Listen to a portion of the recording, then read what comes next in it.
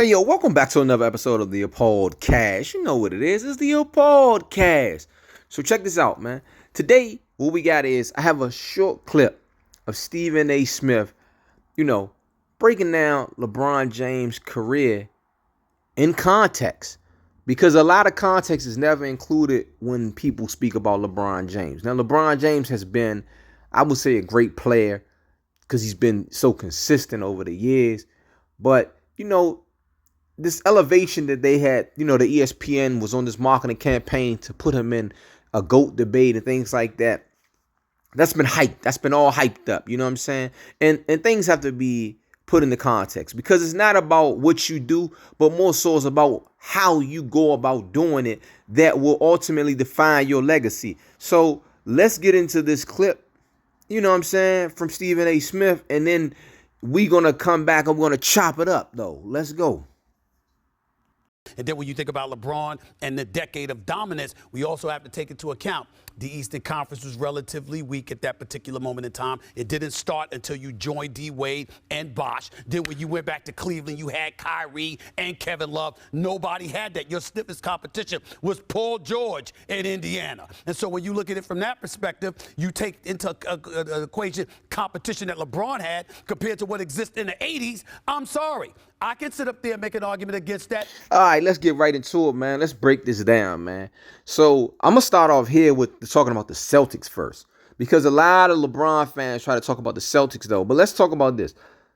Ray Allen is drafted in 1996. 1996, man. Do you understand what that is? So, therefore, by the time they put together that team, and Kevin Garnett is drafted in 1994, I believe it is, or 95. So, my whole point of that saying is that those guys got together like in their 10th and 11th and 12th season, like 12 seasons. Like they were 12 years into the league, when they put that team, when Danny Ainge put that team together.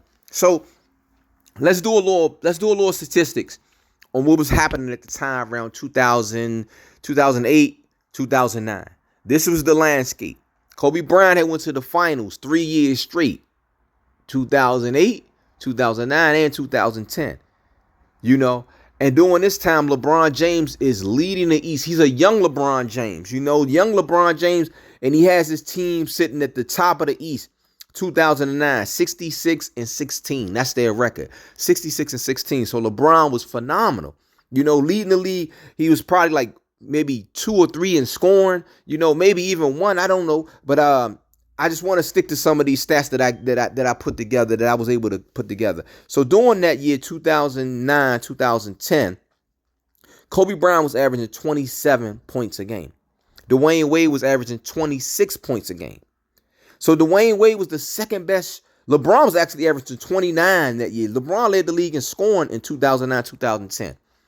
And with him going into the next year, 2010, 2011 season, and him and Dwayne Wade coming together, that was like, that is on the same level of Steph Curry and Kevin Durant. Like, those were like, it was no other player. Kobe Bryant wasn't teaming up with nobody. So under LeBron James, it was only Kobe Bryant and then Dwayne Wade. And then Chris Bosh was averaging 22, 23 a game and 10 rebounds. So you put together those three players together, like, that's, like, do you understand what that is? It was nobody in the East.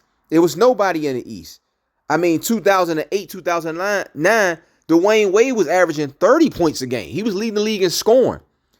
LeBron James' team was 61 and 21 in 2009, 2010. So, when LeBron jumped ship off of Cleveland, like I say, it's not about what you do. It's about how you do it. Like, I believe he prematurely jumped off that team. And then when he jumped and teamed up with Bosh and Wade, it's like a stain, man. You know what I'm saying? It is what it is. It's kind of what was done. In order for him to acquire championships, they lost the first year. You know what I'm saying? They went to the finals 4 straight years, but they lost. And then they came back and then they won.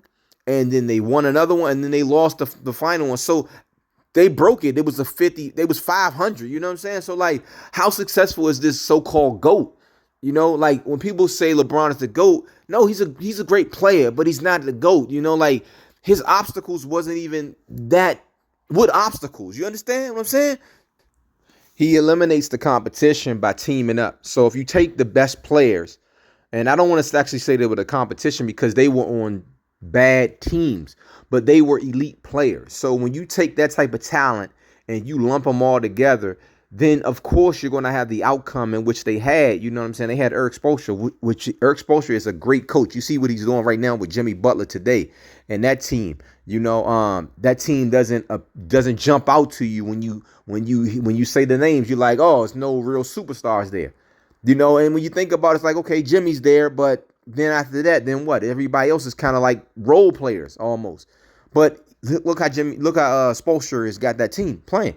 So when you think about the real, when we think about the context of what happened with LeBron, we got to keep things in the context.